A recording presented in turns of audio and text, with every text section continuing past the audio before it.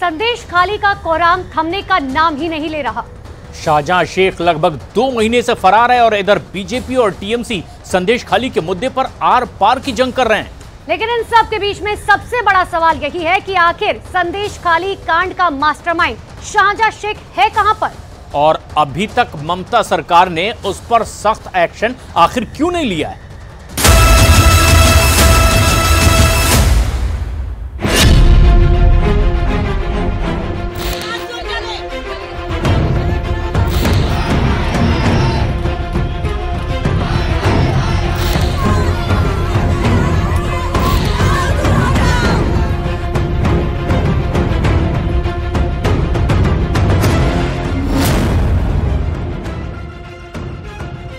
24 के लोकसभा चुनाव में संदेश खाली का मुद्दा ममता सरकार के लिए बहुत बड़ा बवाल बन सकता है। संदेश खाली का दबंग टीएमसी का नेता और सीएम ममता बनर्जी का करीबी शाहजहां शेख इस वक्त बंगाल का वो गदर बन चुका है जिसमें बीजेपी, कांग्रेस और लेफ्ट पार्टियां भी टूट पड़ी हैं। संदेश खाली में महिलाओं से रेप और जमीन पर जबरन कब्जे के आरोपों के बाद से जबरदस्त प्रदर्शन हो रहे हैं। लाठियों के साथ महिलाओं ने मोर्चा खोल दिया है। बंगाल बीजेपी की महिला ब्रिगेड ने संदेश खाली के बॉर्डर पर ममता सरकार की बखियां उधेड़ना शुरू कर दी है। पश्चिम बंगाल में राष्ट्रपति शासन की सिफारिश एनसीएससी कर चुकी है और ये सब कुछ हो रहा है एक ऐसे शख्स की करतूतों की वजह से जो टीएमसी का फरार नेता शाहजहां शेख है। शाहजहां की कुंडली में भाई का जाल। अब आप ये भी जान लीजिए कि आखिर शाहजहां शेख टीएमसी के लिए जरूरी नेता अभी तक क्यों बना हुआ है। क्यों संदेश खाली में टीएमसी की पूरी सियासत शाहजहां शेख के इर्द गिर्द सिमटी हुई है।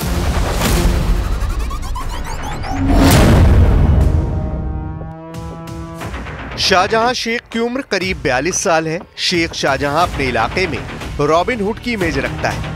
उसकी दबंगई का आलम ऐसा है कि स्थानीय लोग उसे शाहजहां भाई या संदेश खाली का भाई के नाम से बुलाते हैं। शाहजहां शेख टीएमसी का नेता है और मौजूदा वक्त में जिला परिषद सदस्य है। उसके रुतबे का अंदाजा इसी बात से लगाया जा सकता है कि संदेश खाली में उसके नाम से बाजार और खेल के मैदान भी है। शाहजहां शेख पहले एक छोटा मछुआरा था, मगर आज वो संदेश खाली का बेताज बादशाह बन चुका है। उसे बाइक का काफी शौक है। शाहजहां पर संदेश खाली की महिलाओं से रेप और जबरन जमीन पर कब्जे के आरोप हैं। 5 जनवरी को ईडी के छापे के बाद से शाहजहां शेख पिछले 50 दिनों से फरार है। पुलिस का कर्तव्य है कि जो उत्पीड़ित है उसके साथ खड़ी हो और जो उत्पीड़न करने वाला है उसके खिलाफ खड़ी हो। लेकिन जो डीजीपी हैं पश्चिम बंगाल के, वो संदेश खाली में जाके बैठे हैं और वहां पर उत्पीड़न उन्हीं लोगों पर हो रहा है जो कि उत्पीड़न के खिलाफ संघर्ष कर रहे हैं। ये रिस्पॉन्सिबिलिटी किसका है? तो ईडी का है। केस तो ईडी का है। तो क्या बोल रहे हैं ये भारतीय जनता पार्टी के इस राज्य के सभापति? कानूनन अरेस्ट करने का रिस्पॉन्सिबिलिटी किसके ऊपर है? एफआईआर भी स्टे किया गया है। तो सोचिए, कल हमारे जो माननीय साधारण संपादक है, हमारे जनरल सेक्रेटरी माननीय सांसद अभिषेक बनर्जी, आप देख चुके हैं कि उन्होंने भी बोला है। मछली पकड़कर अपनी जीविका चलाने वाले शेख शाहजहां ने पहले तो सीपीएम का दामन थामा, उसके बाद जब सत्ताधारी टीएमसी हुई तो टीएमसी के साथ हो गया। कामयाबी की सीढ़ियां चढ़ते चढ़ते ये मामूली मछुआरा आखिर संदेश खाली का बेताज बादशाह बन गया, मछली व्यापार का माफिया बन गया, जिसके बाद संदेश खाली में उसका टेरर, उसका खौफ इतना कि उसका नाम लेने में लोग कतराते थे। और वहीं पर वो शेख शाहजहां से बन गया शाहजहां भाई। और किस्सा ऐसा आलम ये कि सीबीआई ने कोर्ट में ये तक कह दिया कि शेख शाहजहां बिन लादेन की तरह है। संदेश खाली केस को समझने के लिए पहले कुछ दिन पीछे जाना होगा। करीब 50 दिन पहले ईडी ने बंगाल के संदेश खाली में टीएमसी नेता शाहजहां शेख के घर पर छापेमारी की थी। इस दौरान 5 जनवरी 2024 को शाहजहां शेख के समर्थकों ने ईडी की टीम पर हमला कर दिया था। तब से ही शाहजहां शेख फरार है। ईडी की टीम पर हमले के बाद ही शाहजहां शेख के कांड की खबर सामने आई, जब महिलाओं ने सामने आकर कहा कि कैसे उसने और उसके समर्थकों ने महिलाओं का यौन उत्पीड़न किया और गरीबों की जमीनें हड़पी। 7 फरवरी से ही संदेशखाली में महिलाओं का आंदोलन जारी है और शाहजहां शेख की गिरफ्तारी और उसके समर्थकों पर एक्शन की मांग हो रही है। वो छुपाना चाहते हैं कुछ के जो सामने आने से उनको दिक्कत होगा, इसीलिए किसी को जाना अलाउ नहीं। ओनली टीएमसी जो के लीडर्स है वो जा सकते हैं और पुलिस जा सकती है, और पुलिस को देखते ही जनता भड़क जा रही है क्योंकि पुलिस की उपस्थिति में अत्याचार हुआ। तो टीएमसी कोशिश कर रही है कि जैसे भी हो मूल समस्या से लोगों का दृष्टि घुमाने के लिए, डाइवर्ट करने के लिए कोशिश कर रही है। जो लोग आंदोलन किया था वो लोग हमारा साथ, ये उसका आंदोलन तो ममता बनर्जी का खिलाफ नहीं है, उसका आंदोलन है इस लोकल कुछ लीडरशिप का। तो वो जो लोकल लीडरशिप था वो तो जेल के अंदर है। इस वक्त पश्चिम बंगाल का संदेशखाली सियासी कोहराम का गढ़ बन चुका है।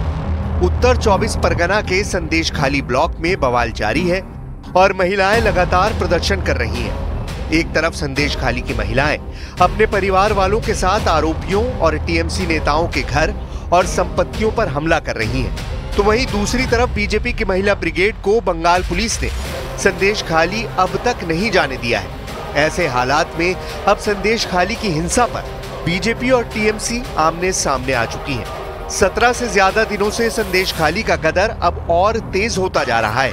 पहले आप जरा ये तस्वीरें देखिए। संदेशखाली के बेड़मजूर में फिर से गुस्सा और हिंसा भड़क चुकी है।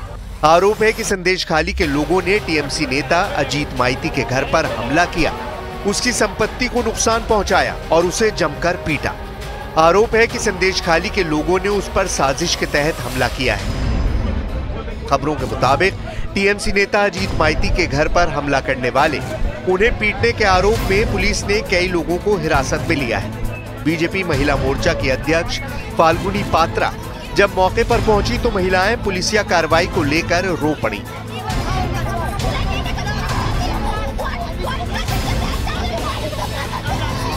पुलिस का ये काम है पुलिस का क्या काम है? वही लादा सुरक्षित चाहे तो क्या करे? सुरक्षित नहीं है, नहीं हम सुरक्षित नहीं है, हम सुरक्षित नहीं है। कलकत्ता उच्च न्यायालय के मुख्य न्यायाधीश ने यह टिप्पणी की है कि वो अभी तक गिरफ्तार क्यों नहीं हो रहा। वो गिरफ्तार इसलिए नहीं हो सकता कि उसको और कोई प्रोटेक्शन नहीं है, उसको सिर्फ वेस्ट बंगाल का प्रोटेक्शन नहीं है। शाहजहां शेख एक प्रवृत्ति का नाम है जिसे पूरे भारत में सेकुलर प्रोटेक्शन प्राप्त है।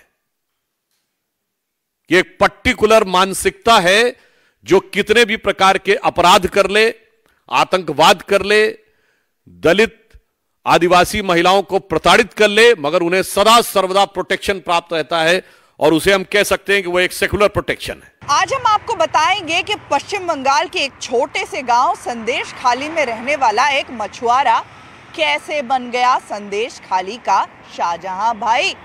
संदेशखाली के सबसे बड़े खलनायक शेख शाहजहां की हर एक कहानी देखिए सिर्फ न्यूज़ 18 इंडिया पर।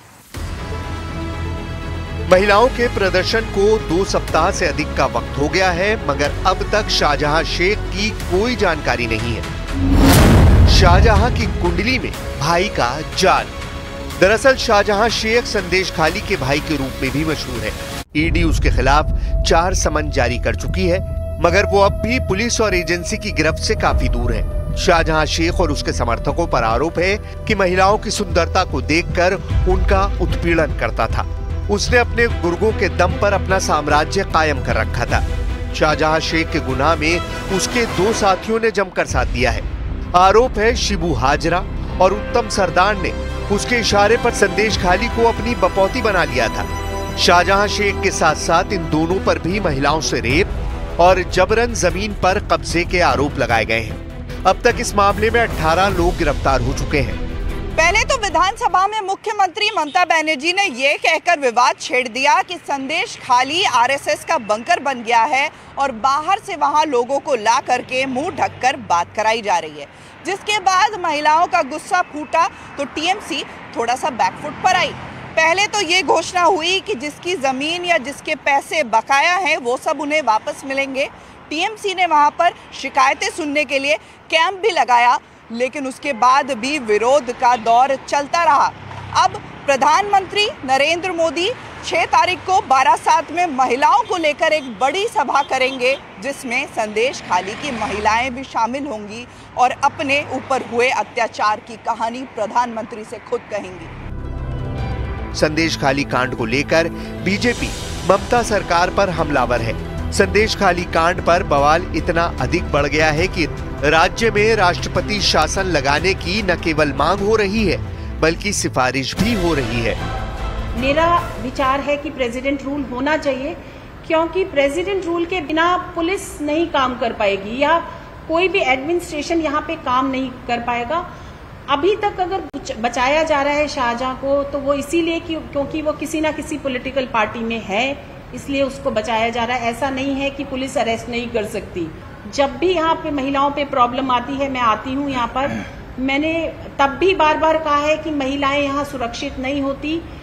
अगर सरकार से हटकर किसी का विचार है तो वो सुरक्षित नहीं है यहाँ पर। या तो आप उनके साथ चलिए या आप फिर ये सब भोगिए। संदेश खाली का डॉन कहे जाने वाला शाहजहां शेख मछली पालन और ईंट भट्टों का कारोबार चलाता है। हालांकि इन कारोबार के साथ साथ वो 2004 में यूनियन का नेता बन गया और राजनीतिक जान पहचान बढ़ाने के साथ ही सीपीएम में शामिल हो गया। 2011 में शाहजहां टीएमसी में शामिल हुआ और मौजूदा समय में संदेश खाली से जिला परिषद सदस्य भी है। उसकी पकड़ स्थानीय लोगों में भी इतनी जबरदस्त है कि जब ईडी की टीम उसके आवास पर छापेमारी करने पहुंची तो उसके समर्थकों ने ईडी अफसरों पर हमला कर दिया और आरोप है कि ज्योति प्रिय के खाद्य मंत्री रहते हुए शाहजहां ने उनके साथ मिलकर राशन घोटाले में अहम भूमिका निभाई। यही कारण है कि ईडी उनके घर छापेमारी के लिए पहुंची थी। इधर ममता सरकार ने संदेश खाली को नाक का सवाल बना लिया है।